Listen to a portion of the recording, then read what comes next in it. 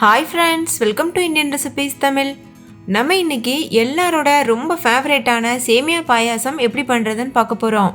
இது ரொம்ப சீக்கிரமாக செய்யக்கூடிய ஒரு ரெசிபி, அதே சமயம் ரொம்ப டேஸ்ட்டாகவும் இருக்கும். இப்போ வாங்க இந்த ரெசிபி எப்படி பண்ணுறதுன்னு வீடியோக்குள்ளே போய் பார்க்கலாம். ஃபஸ்ட் இந்த ரெசிபி பண்ணுறதுக்கு ஒரு கடாயில் 1 டேபிள் ஸ்பூன் அளவு நெய் சூடுபடுத்திக்கோங்க. நெய் சூடானதும் அதில் முந்திரி பருப்பு சேர்த்து வறுத்துக்கோங்க. நான் ஒரு 10 முந்திரி பருப்பு சேர்த்துருக்கேன். உங்களுக்கு விருப்பமான எந்த நட்ஸ் வேணாலும் நீங்கள் சேர்த்துக்கலாம். மீடியம் ஃப்ளேம்லேயே வச்சுட்டு வறுத்துக்கோங்க. பொன்னிறமாக வந்ததுக்கப்புறமா 1 ஸ்பூன் அளவு கிஸ்மிஸ் பழம் சேர்த்துக்கோங்க, அதாவது உலர் திராட்சை சேர்த்துட்டு இதையும் நல்லா வறுத்துக்கோங்க. இந்த கிஸ்மிஸ் பழம் நல்லா உப்பி வர்றது வரைக்கும் வறுத்துட்டு இதை வேற ஒரு பாத்திரத்தில் மாற்றி வச்சுருங்க. அதுக்கப்புறம் அதே நெய்யில் 1 கப் அளவு சேமியா சேர்த்துக்கோங்க. இது வறுக்காத சேமியா. இது 200 கிராம் அளவு சேமியா இருக்கும். இதை மீடியம் ஃப்ளேம்லேயே வச்சுட்டு நல்ல கோல்டன் ப்ரௌன் கலர் வரது வரைக்கும் வறுத்துக்கோங்க. அப்போ தான் நம்ம பாயாசம் பண்ணும்போது ஒன்றோடு ஒன்று ஒட்டாமல் நல்ல உதிரி உதிரியாக இருக்கும். சேமியாவை வறுத்து ஒரு ஓரமாக வச்சுட்டு வேறு ஒரு பேனில் 1/2 லிட்டர் அளவு பால் சூட வச்சுருக்கேன். இந்த பால் நல்லா பொங்கி வரட்டும். கொஞ்சம் கூட தண்ணி சேர்க்காத கெட்டியான பால் எடுத்துக்கோங்க.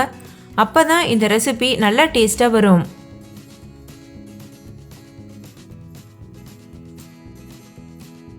இப்போ பாருங்கள், பால் நல்லா பொங்கி வர ஆரம்பிச்சிருச்சு. ஸ்டவ்வை லோ ஃப்ளேமில் வச்சுட்டு நம்ம ஏற்கனவே வறுத்து வச்சுருக்கோம்ல சேமியா, அதை சேர்த்துக்கோங்க. அந்த நெய்யோடையே சேர்த்துருங்க.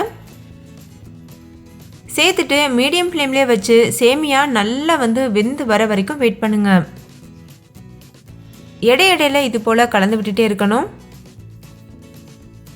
அப்போ தான் அடி பிடிக்காமல் இருக்கும். இப்போ ஒரு 5 நிமிஷம் ஆயிடுச்சு. நம்ம சேமியா வெந்திருக்கான்னு செக் பண்ணி பார்க்கலாம். கையில் சேமியாவை எடுத்து லேசாக அமுக்குனீங்கன்னா அது ஈஸியாக உடையணும். அப்போ அது நல்லா வெந்திருக்குன்னு அர்த்தம்.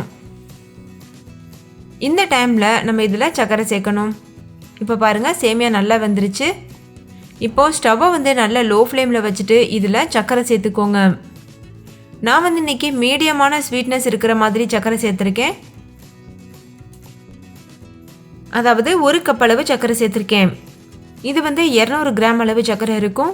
நீங்கள் நல்ல ஸ்வீட் சாப்பிடுவீங்கன்னா 1.25 கப் வரைக்கும் கூட நீங்கள் சர்க்கரை சேர்த்துக்கலாம். சேர்த்துட்டு சர்க்கரை நல்லா கரையிறது வரைக்கும் வெயிட் பண்ணுங்க.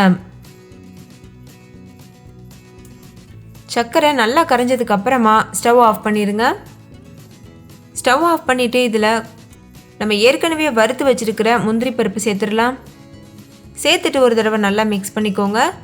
கடைசியாக ஃப்ளேவருக்காக கொஞ்சம் போல் ஏலக்காய் தூள் சேர்த்துட்டு நல்லா கலந்துக்கோங்க. அவ்வளோதான், நம்மளோட டேஸ்டியான சேமியா பாயாசம் சூப்பராக தயாராகிருச்சு.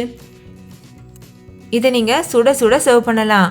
ஃப்ரெண்ட்ஸ், கண்டிப்பாக நீங்கள் இந்த ரெசிபியை ட்ரை பண்ணி பாருங்கள். நீங்களே பார்த்தீங்கல்ல எவ்வளோ ஈஸியாக இருந்தது. திடீர்னு யாராவது நம்ம வீட்டுக்கு வந்துட்டாங்கன்னா சட்டுன்னு இந்த ரெசிபியை ட்ரை பண்ணி கொடுத்துடலாம். அவ்வளோத்துக்கு ஒரு ஈஸியான ரெசிபி. ட்ரை பண்ணிவிட்டு உங்கள் எக்ஸ்பீரியன்ஸ் எப்படி இருந்ததுன்னு கமெண்ட்லேயும் கூட ஷேர் பண்ண மறந்துடாதீங்க. இந்த வீடியோ எல்லாருக்கும் ரொம்ப பிடிச்சிருக்கும்னு நம்புகிறேன். பிடிச்சிருந்தால் லைக் பண்ணுங்கள். உங்கள் ஃப்ரெண்ட்ஸ் கூட நிறைய ஷேர் பண்ணுங்கள். ஸோ அவங்களும் பார்த்து பயன்பெறட்டும். இன்னொரு சூப்பரான ரெசிபியோட நான் உங்களை சந்திக்கிறேன். அதுக்கு முன்னாடி நம்ம சேனல் இந்தியன் ரெசிபிஸ் தமிழை சப்ஸ்கிரைப் செய்துக்கோங்க.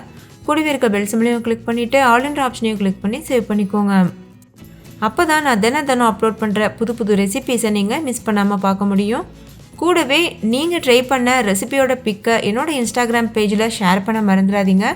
அதோட லிங்க்கும் இந்த வீடியோவுக்கு கீழே இருக்க டிஸ்கிரிப்ஷன் பாக்ஸில் இருக்குது. கண்டிப்பாக செக் பண்ணி பாருங்கள். ஓகே ஃப்ரெண்ட்ஸ், இன்னொரு சூப்பரான ரெசிபியோட நான் உங்களை சந்திக்கிறேன். தேங்க்யூ, பாய்.